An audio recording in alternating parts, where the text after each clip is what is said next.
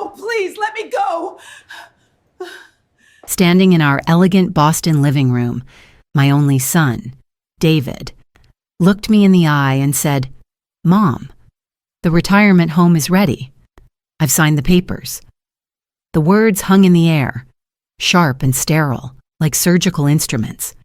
They sliced through the quiet dignity of the room, a space filled with the warm ghosts of 50 years of life, and left a cold, gaping wound. He thought he was selling his father's legacy to save his own skin. He believed he had me backed into a corner, but what he didn't know was that his father had left me a weapon far more powerful than money. He continued, his voice devoid of the warmth I remembered from his childhood. It was the detached tone of a financial advisor liquidating a troublesome asset. It's a top-tier facility. Mom, the best, 24-hour nursing care, gourmet meals, social activities. You won't have to worry about a thing. He gestured vaguely at the mahogany bookshelves his father, Arthur, had built by hand. This house, it's too much for you now. The upkeep, the property taxes. I've run the numbers. Selling is the most logical step. The equity will fund your care indefinitely and give me the capital I need to stabilize my portfolio. My portfolio. He said it as if my life's home was just another line item on his balance sheet. I remained silent, my hands gripping the worn velvet arms of Arthur's favorite armchair. I could still see my husband sitting there, a history book open in his lap, the soft lamplight catching the silver in his hair. He was a quiet man, a history professor who found more comfort in the past than in the frantic pace of the modern world. He believed in things that lasted leather-bound books, oak trees, and a love that weathered the seasons. David saw my silence as acquiescence. I'll have the movers here by the end of the month. It will be a smooth transition, I promise. He leaned in to kiss my cheek, a gesture so empty it felt like a cold draft. Then he was gone, the heavy front door clicking shut behind him, leaving an unnerving silence in his wake. I didn't cry. The shock was too deep, a frozen stillness that held tears at bay. I was alone, truly alone for the first time. When Arthur passed away 6 months ago from a sudden heart attack, the grief was a physical weight, but the house was still full of him. His scent lingered in his study. His glasses were still on the nightstand. His presence was etched into every floorboard and pane of glass. This house wasn't just brick and mortar on Beacon Hill. It was the story of us. It was where we had brought David home from the hospital, where we had marked his height on the doorframe, where we had comforted each other through loss and celebrated every small victory. Now, David was erasing that story. He was trading it for capital. He saw his father's hand-carved bookshelves and saw only timber. He looked at the bay window where Arthur and I drank our morning coffee for 45 years and saw only a prime selling feature. The betrayal was absolute. It wasn't just about the money or the house. It was about the casual, cruel ease with which he had dismissed my life, my memories, my love. He was his father's son in name only. Arthur built things to last. David, it seemed, was built only to sell. As I sat there in the deafening quiet, a slow burn began to replace the icy shock. It was a feeling I hadn't felt in a very long time. It wasn't just grief, it was resolve. The days that followed David's announcement were a blur of quiet sorrow, the task of dismantling a life, of putting 50 years of memories into cardboard boxes, was a burden I could barely bring myself to begin. I decided to start with Arthur's study, the one room that felt more like a sanctuary than a part of the house. It smelled of old paper, leather, and the faint, sweet scent of his pipe tobacco. It was a room untouched by time, until now. In the bottom drawer of his heavy oak desk, tucked beneath stacks of historical journals, was an old leather briefcase I hadn't seen in years. It was locked. A wave of frustration washed over me. It felt like another door Arthur had closed to me, another secret he had kept. Then, I remembered his habit. I walked over to the bookshelf, my fingers tracing the spines of his favorite volumes on the American Revolution. I pulled out a well-worn copy of a biography on John Adams.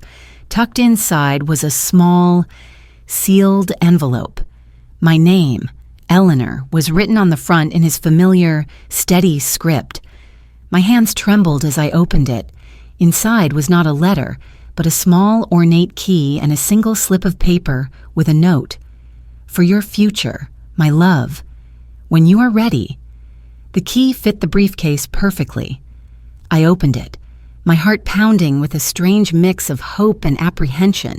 Inside, there were mostly academic papers, drafts of articles he never published, but beneath them was another key.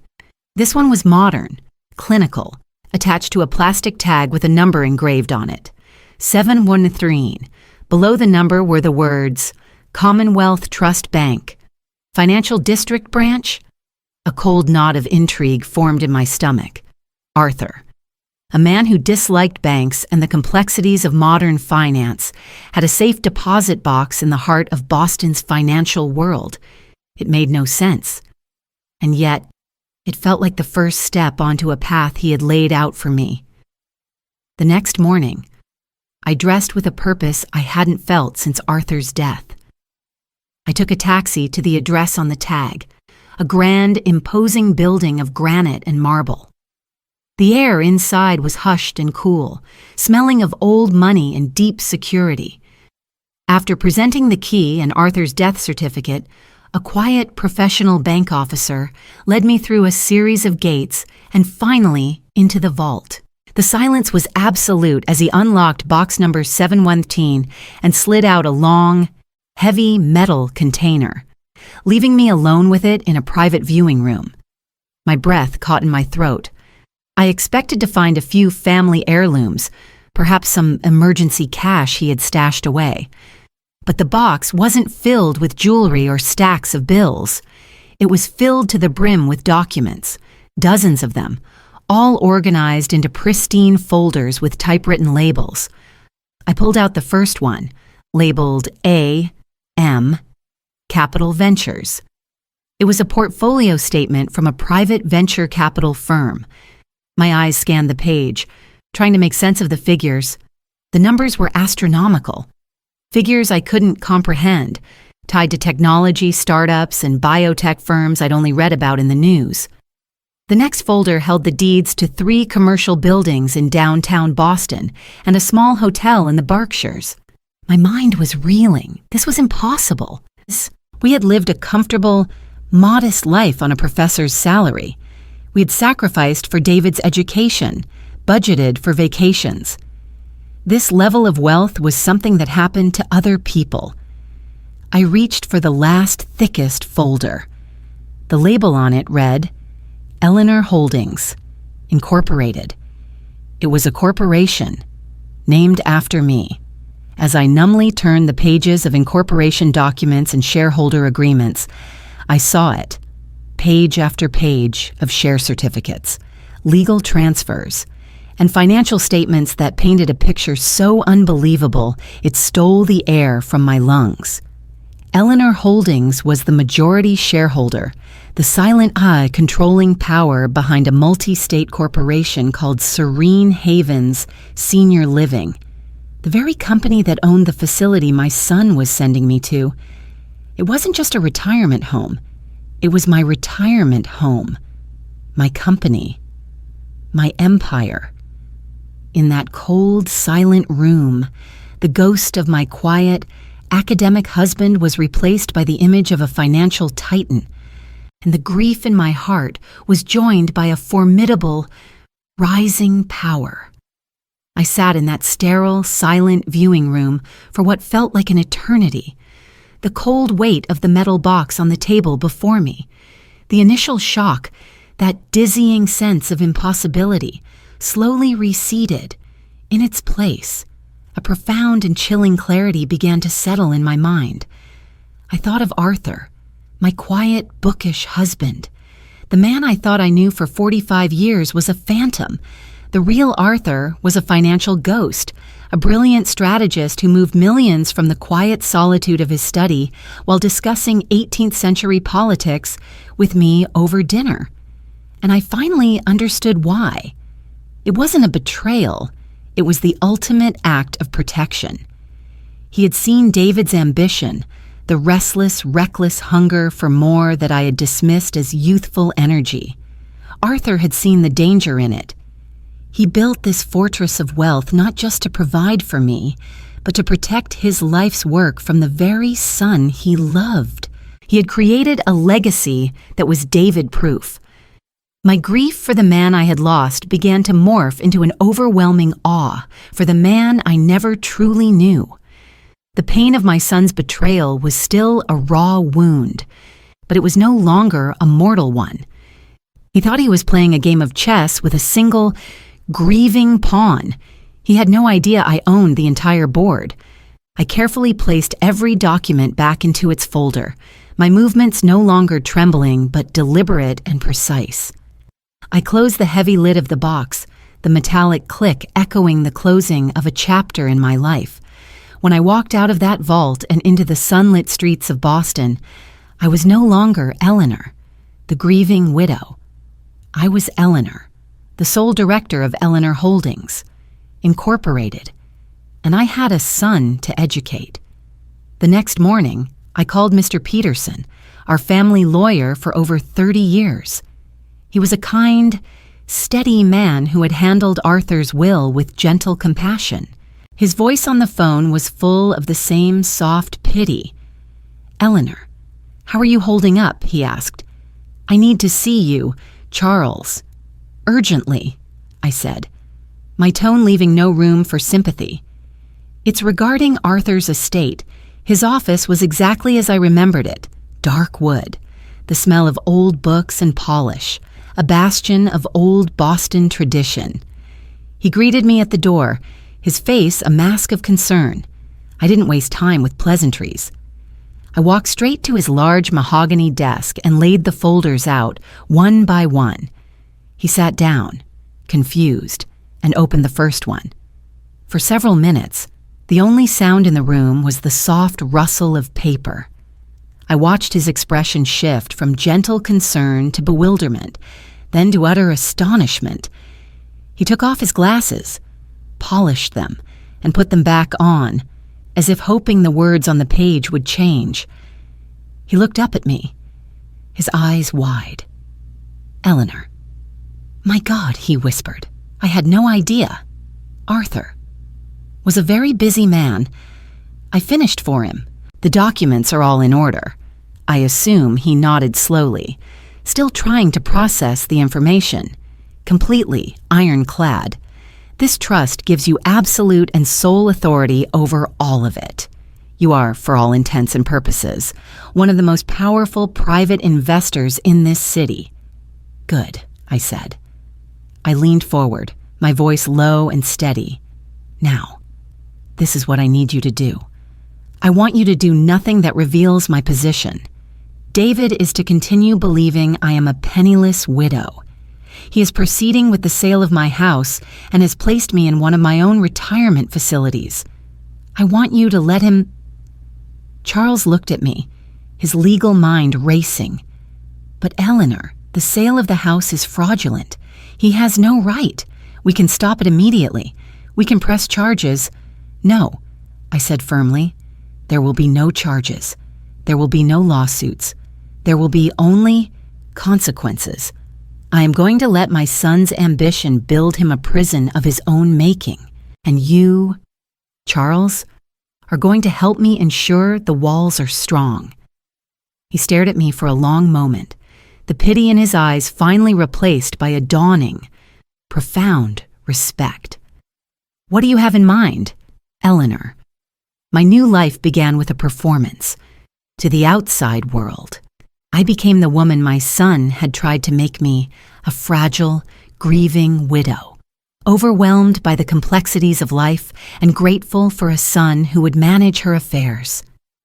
I perfected the art of the weary smile and the quiet, dignified sigh.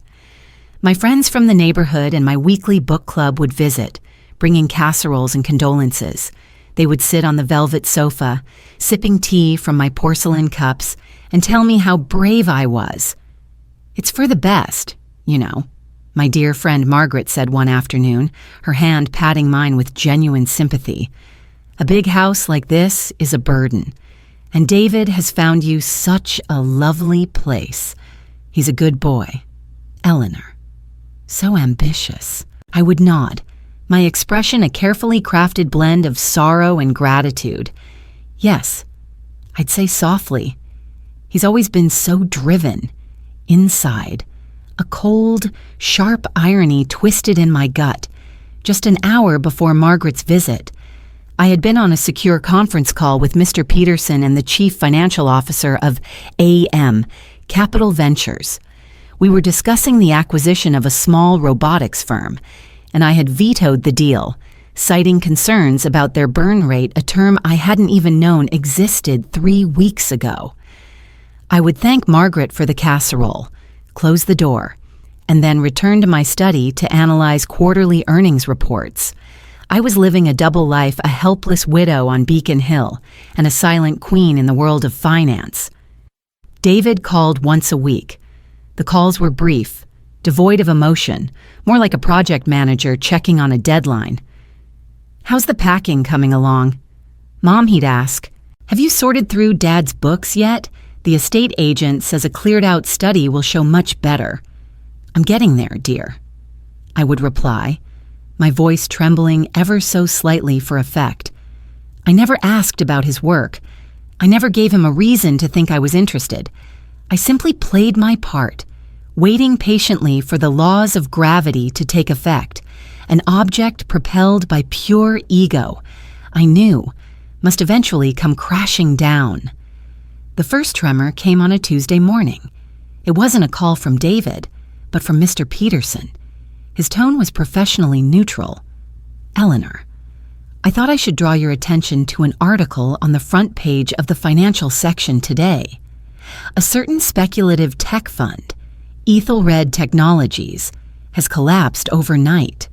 My heart beat a little faster. And according to my sources," he continued, "this fund was the cornerstone of your son's investment strategy.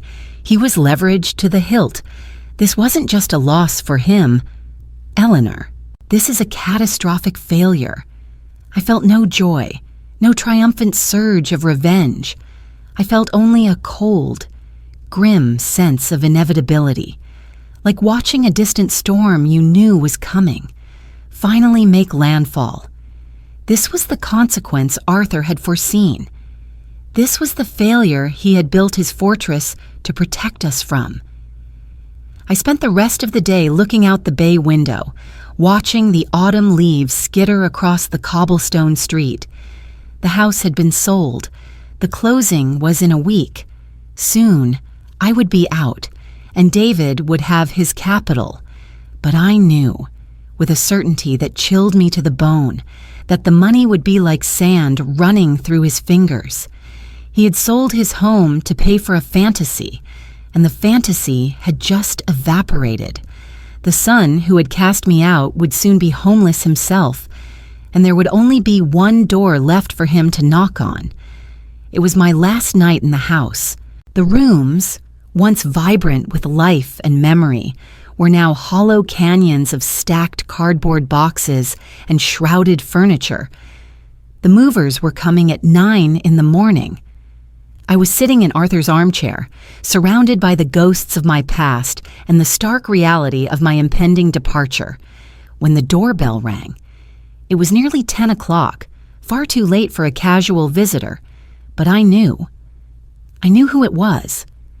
I had been waiting for this moment since the day I walked out of the bank vault. I opened the heavy door, and my son stood on the threshold, a silhouette against the gaslit glow of the street lamp. He was a ruin. The impeccably tailored suit he always wore hung from his frame as if it belonged to a larger man. His face, usually clean-shaven and confident, was pale and stubbled, but it was his eyes that struck me the most. The cool, calculating ambition was gone. In its place was a raw, primal fear, the look of a man standing on a precipice, staring down into an abyss of his own making. "David," I said. My voice was even, betraying nothing. He flinched at the sound of his own name. He couldn't meet my gaze, his eyes darting around the dismantled hallway. "They're all packed," he mumbled, his voice hoarse. "You're really leaving?" "The closing was yesterday," I replied simply. "The house is no longer mine. It is now the property of your creditors." I believe. That single sentence seemed to shatter what little composure he had left. He stumbled inside, and I closed the door behind him. He didn't seem to know what to do, wandering aimlessly between the boxes as if searching for a place that no longer existed. I didn't offer him a seat. I didn't offer him a drink. I simply stood and waited, letting the heavy silence do the work. Arthur had taught me that in any negotiation, the person who speaks first often loses. This was a negotiation for my son's soul. Finally, he collapsed onto a stack of boxes, burying his face in his hands. A dry, racking sob escaped his lips. "It's gone," he choked out. "Everything. It's all gone." The words came then, a torrent of confession he couldn't hold back any longer. He told me about the Ethelred Fund, about the bad loans, about the web of lies he had spun for his clients, for his partners, for himself. The money from the house sale hadn't even touched his hands. It had been seized by the bank the moment the wire transfer cleared. He was facing lawsuits, investigations, complete and utter ruin. He was radioactive. No one would hire him. No one would even take his calls. "I'm sorry, Mom," he finally whispered, looking up at me, his eyes red-rimmed and pleading. The arrogant man who had clinically dismantled my life was gone, and in his place was a terrified little boy. "I'm so sorry. I thought I could fix it. I just needed more capital. I never meant." "What did you never mean?" "David," I asked, my voice still quiet, still controlled. "To throw your mother out of her home, to sell the life's work of your father, to treat my memories as collateral for your gambling?" He had no answer. He just shook his head, fresh tears streaming down his face. He looked around the empty room, at the boxes that held my past and the empty space that represented his future. "I have nowhere to go," he said, his voice cracking. "My apartment, the car, it's all gone. I don't have $1 to my name. Mom, please, can I come with you to the new place just for a few days, until I figure things out?" The irony was so thick it was suffocating. The son who had sentenced me to a retirement home was now begging for a bed in my cell. He looked at me with the desperate hope of a drowning man, waiting for me to throw him a lifeline. I let him wait, my expression unreadable in the dim light, the silence stretching between us, long and deep and unforgiving. I let the silence hang in the air between us, a tangible weight in the hollow room. I watched my son, the ruin of a man, wait for the maternal comfort he had so thoroughly forfeited. When I finally spoke, my voice was not the one he knew. It was calm, measured, and devoid of pity. It was the voice of a CEO, not a mother. "No, David," I said, "you cannot come with me. The room I have been assigned is a single occupancy unit. There is no space for you." A flicker of disbelief, then panic, crossed his face. He opened his mouth to protest, to plead, but I held up a hand to stop him. "However," I continued, my tone as crisp as a new banknote. Your predicament did prompt me to make an inquiry on your behalf. As it happens, Serene Havens has a staff position open. It is an entry-level role, a resident assistant. I picked up a small, discreet file Mr. Peterson had prepared for me from my handbag. I didn't need to read from it. I had memorized the details. The duties include assisting residents with their daily mobility, escorting them to and from the dining hall, providing companionship, and helping the housekeeping staff with light cleaning duties as assigned. The pay is minimum wage. A small room in the staff dormitory and 3 meals a day in the staff cafeteria are included. It is a job. David. It offers a roof over your head and food on the table. It is, by my calculation, infinitely more than you currently possess. The position is available immediately. The choice is yours. He stared at me, his mind struggling to process the transactional nature of my offer. He was looking for a rescue, a safe harbor in his mother's arms. I had offered him a life raft, but it came with an oar and the expectation that he would row. There was no love in the offer, only logic. He looked around the empty, cavernous room, the symbol of the life he had lost, and then back at me, the architect of his only remaining option. The fight went out of his eyes, replaced by a profound, soul-crushing weariness. "I'll take it," he whispered. David's first day at Serene Havens was a study in humiliation. The man who once wore bespoke suits and $1,000 shoes was handed a drab, ill-fitting polo shirt and sensible rubber-soled shoes. His first assignment from the head nurse, a formidable woman named Brenda, was to help Mr. Hemlock, a retired classics professor with severe arthritis, get dressed for breakfast.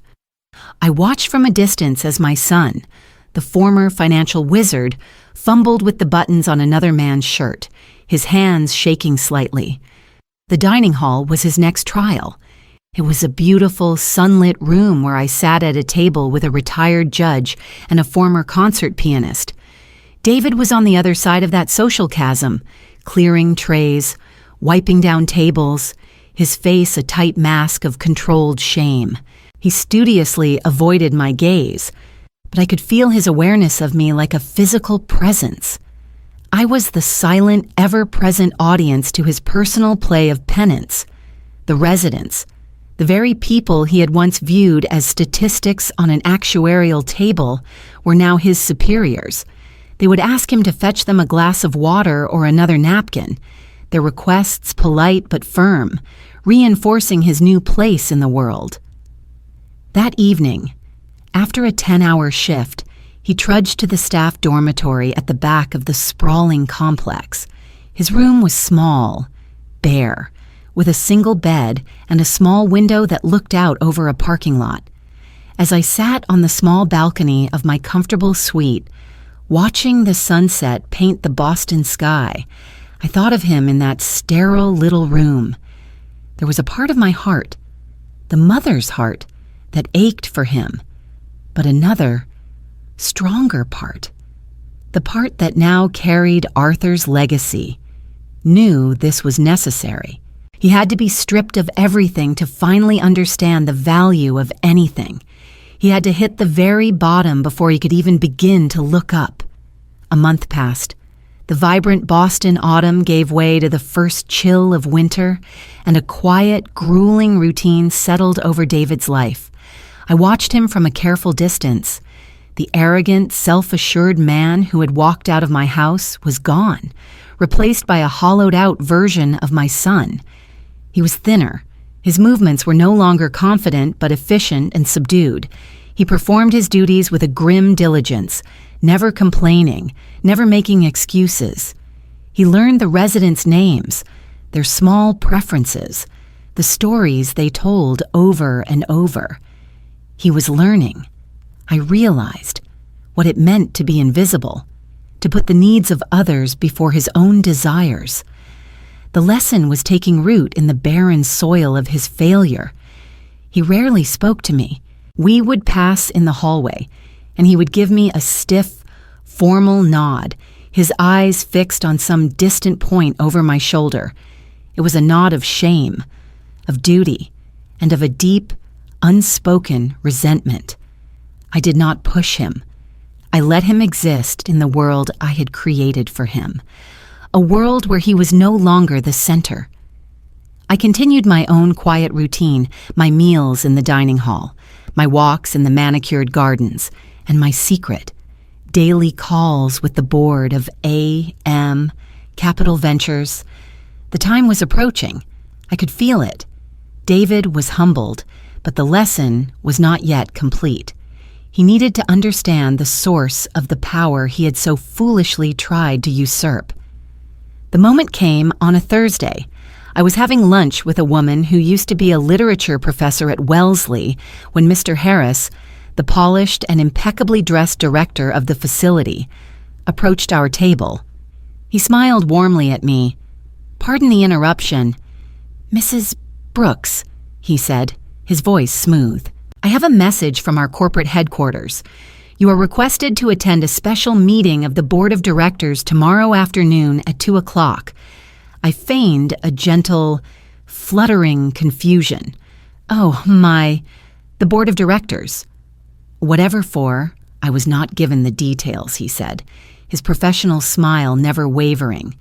He then turned, his eyes scanning the room until they landed on David, who was meticulously clearing trays from a table across the hall. Mr. Harris walked over to my son. I watched as he spoke to him in a low voice. David's back went rigid. He nodded slowly, his face paling, and Mr. Harris returned to his duties. That evening, for the first time in weeks, David sought me out. He found me in the library, his hands shoved into the pockets of his uniform trousers. "They asked you, too," he asked, his voice barely a whisper. "Yes, dear, very strange," I replied, looking up from my book. "Do you have any idea what it could be about?" He shook his head, his eyes filled with a new, frantic anxiety. "No, I think they're going to fire me. Maybe they found out about everything. Maybe they're going to make an example of me in front of the board." The paranoia in his voice was thick. He saw threats in every shadow now. "I'm sure it's just a formality." "David?" I said soothingly, the lie tasting like ash in my mouth. He didn't look convinced. He just stood there for another moment, lost and terrified, before turning and walking away. I watched him go, my heart a strange mix of pity and steel. The stage was set. The audience was assembled. The final act of my son's education was about to begin. Tomorrow, he would learn what it truly meant to be powerful and what it meant to be small. Je sasnhan. Toi se tiep tuk voi task 8 kao trao kwa kao chuyen. Chapter 13. The corporate headquarters of Serene Havens was a different world. It was a gleaming tower of glass and steel in the heart of the financial district, a monument to the kind of ruthless, modern power David had always worshipped. He was silent during the car ride, lost in his own anxious thoughts, twisting a loose thread on the cuff of his drab uniform. I, on the other hand, felt a strange sense of calm. I was dressed in a simple, elegant navy blue suit Mr. Peterson had arranged to have delivered, a quiet armor for the battle to come. We were escorted to the top floor, to a large, intimidating boardroom. A magnificent mahogany table stretched the length of the room, surrounded by a dozen men and women in expensive, sharply tailored suits. They were the board of directors, the titans of industry whose decisions shaped the lives of thousands. Through the floor-to-ceiling windows, the city of Boston sprawled below us, a map of power and influence. When we entered, every person at the table stood up. It was a gesture of profound respect. I saw David's confusion. He likely assumed it was a polite courtesy for an elderly woman. He hovered awkwardly by the door until a secretary guided him to a small, isolated chair against the wall, the designated place for an unimportant observer. I, however, was led to a large, empty chair at the head of the table. Mr. Peterson, who had been waiting for us, pulled it out for me himself. David watched, his brow furrowed in complete bewilderment, as I took my seat. Mr. Peterson cleared his throat, and a hush fell over the room. "Thank you all for attending this special session on such short notice," he began, his voice resonating with authority. He spoke for a few minutes about the company's excellent third-quarter performance and future growth strategies. It was a seamless, professional preamble that only tightened the knot of tension in the room. "As you know," he continued, his tone shifting slightly, "we have been in a period of quiet transition following the passing of our company's foundational and most significant silent partner." He paused, letting the weight of his words settle. Every eye in the room was on him, every eye but mine. My gaze was fixed on my son, huddled in the corner, a stranger in a world he once longed to conquer. That partner's vision and unparalleled financial acumen are the bedrock upon which this entire corporation was built, Mr. Peterson said. He then turned and gestured gracefully towards me. His foresight also ensured a seamless succession. "It is my distinct honor to introduce you to the sole director of Eleanor Holdings, the majority shareholder of this corporation, and the inheritor of that formidable legacy." He let that information sink in before delivering the final, decisive blow. "Ladies and gentlemen, please join me in welcoming the new chairwoman of the board of Serene Havens Senior Living, Mrs. Eleanor Brooks." A wave of polite corporate applause filled the room. The board members, who had all been briefed, smiled warmly at me. But I didn't see them. I only saw David.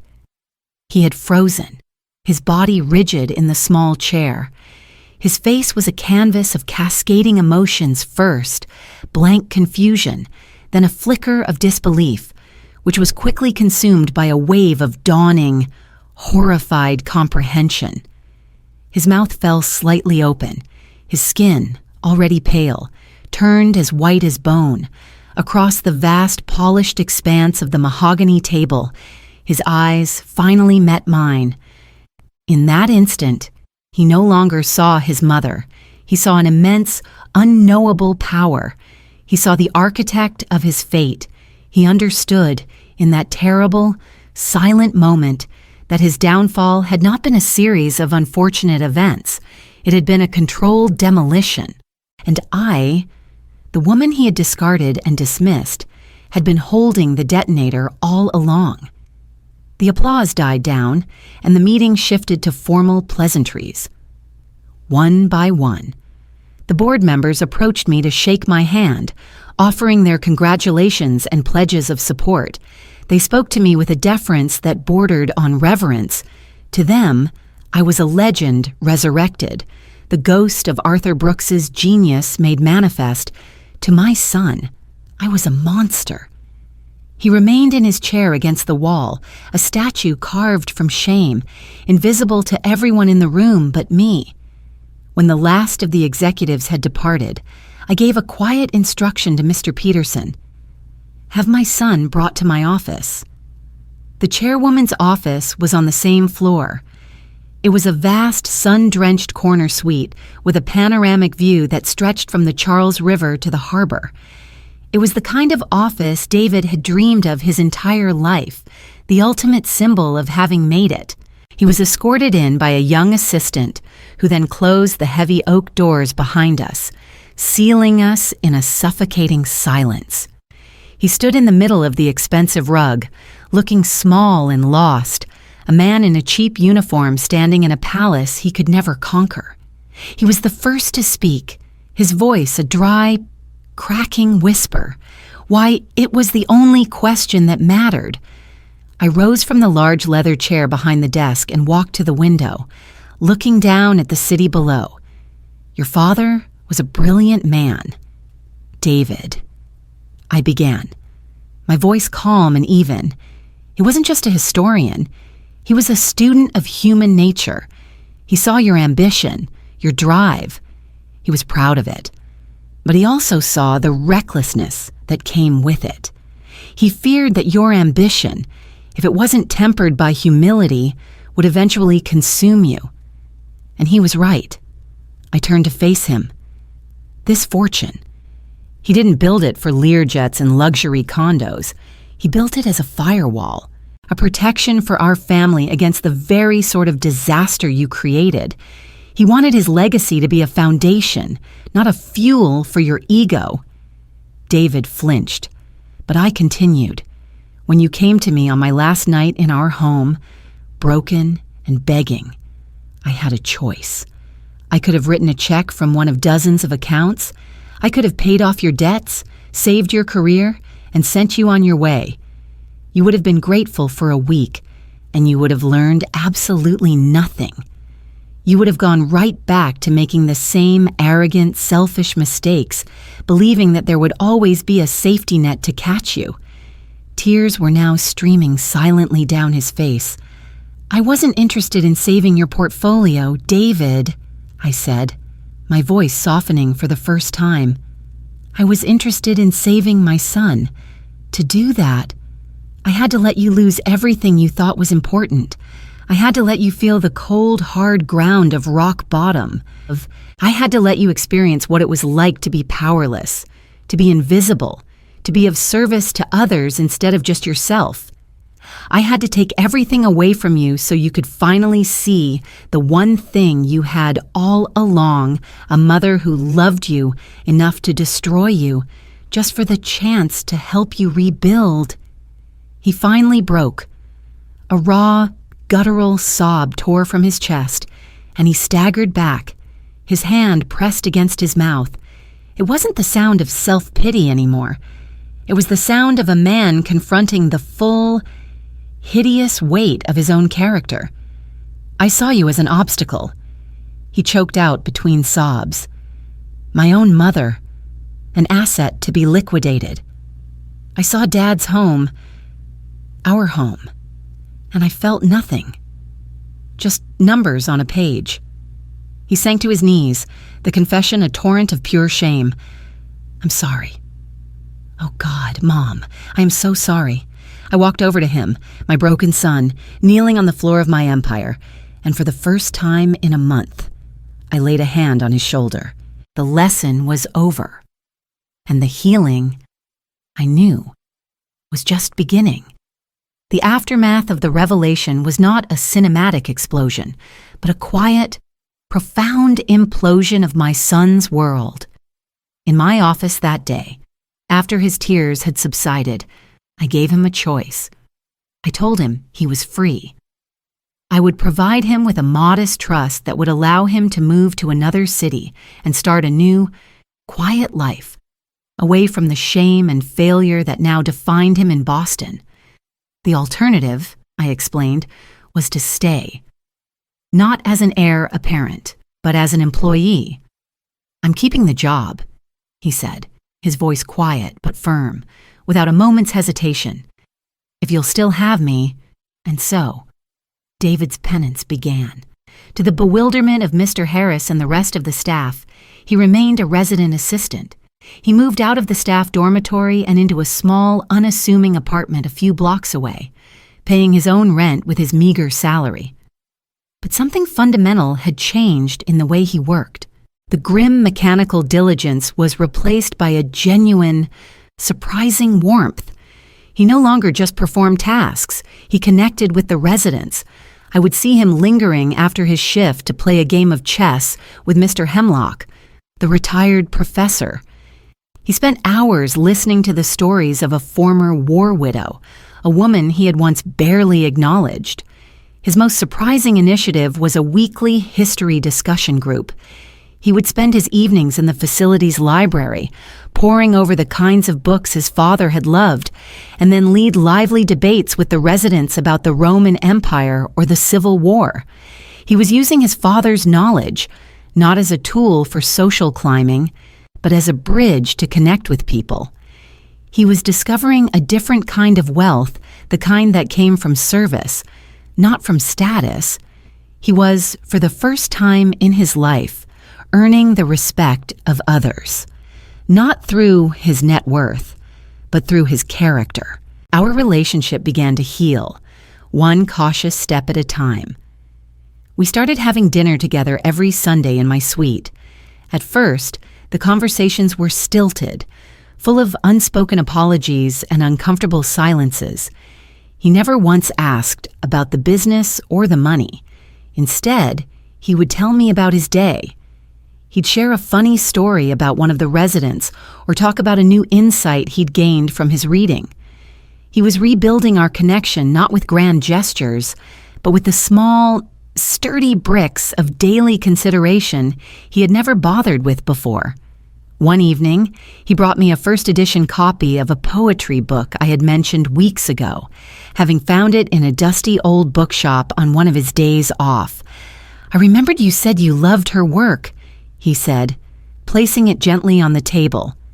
It was a simple gift, but it was the first time he had ever truly listened to me, and it meant more than any expensive present he had ever given me in his previous life. During one of our dinners, he finally asked the question that had been hanging between us. Can you ever forgive me?" "Mom." I looked at my son, truly looked at him, and saw the deep, genuine remorse in his eyes. "Forgiveness isn't about forgetting, David," I told him softly. "It's not about pretending the wound never happened. It's about accepting that the scar will always be there and choosing to build a new, stronger relationship around it. I can forgive the man you were because I am beginning to admire the man you are trying to become. From that day on, I started to share things with him. I would mention a challenge the board was facing with an investment or a decision about one of our properties.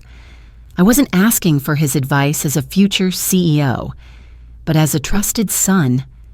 I was testing him, watching to see if he had truly learned his father's lessons of prudence, patience, and integrity, and slowly, carefully, he began to prove that he had. 6 months later, the rhythm of our lives had found a new, quiet harmony. David had been promoted to a managerial position at Serene Havens, a role he performed with an unexpected skill for compassionate leadership. But his true passion, the one that lit up his eyes, was the small history group he still ran every week. His work there had become his calling.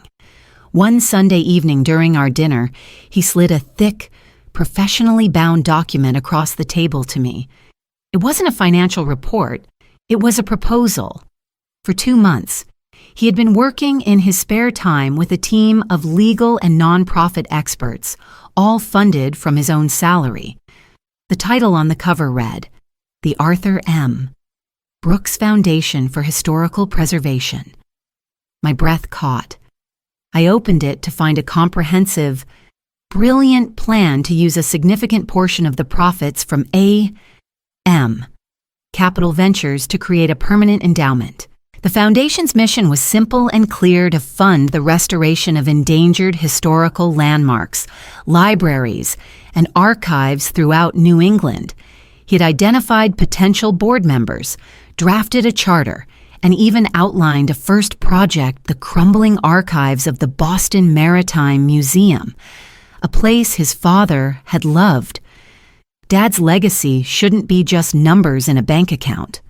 "Mom," he said, his voice thick with an earnest passion I had never heard before, "it should be alive. It should be something people can see and touch. Something that lasts." In that moment, I saw not the ghost of my ambitious son, but the true heir of my thoughtful, brilliant husband. He had finally understood. "Yes, David," I said, my eyes filling with tears. "Yes, this is what your father would have wanted.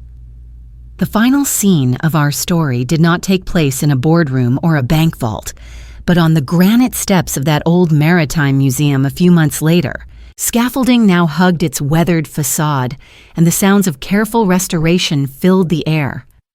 David stood beside me, not in a suit or a uniform, but in a simple jacket and jeans, deep in conversation with the lead historian, their shared excitement a palpable energy. He looked happy. He looked free. Watching him, I finally understood the full depth of Arthur's plan. His true genius was not in accumulating wealth, but in understanding its purpose. The money was never the end goal. It was simply a tool. It was the powerful, silent instrument he had left behind to reshape his own son's soul. He'd given me a weapon, and I had used it not to wage a war, but to perform a difficult, painful, and ultimately life-saving surgery. I had not just gotten my son back, I had gotten a better one. A man who now understood that the most valuable legacy isn't what you own, but what you choose to preserve. A man his father would be truly, profoundly proud of. True wealth is not found in the assets we accumulate, but in the lessons we learn after we have lost everything. It is the quiet wisdom that understands that a second chance is the most valuable currency in the world. Our stories are not defined by our greatest failures, but by how we choose to rebuild in their wake, transforming the scars of the past into the foundations of a more meaningful future. Thank you so much for listening to this story. What part of it resonated with you the most? Let me know your thoughts in the comments below. Your support means the world to me, and if you'd like to hear more stories like this, please consider subscribing to the channel.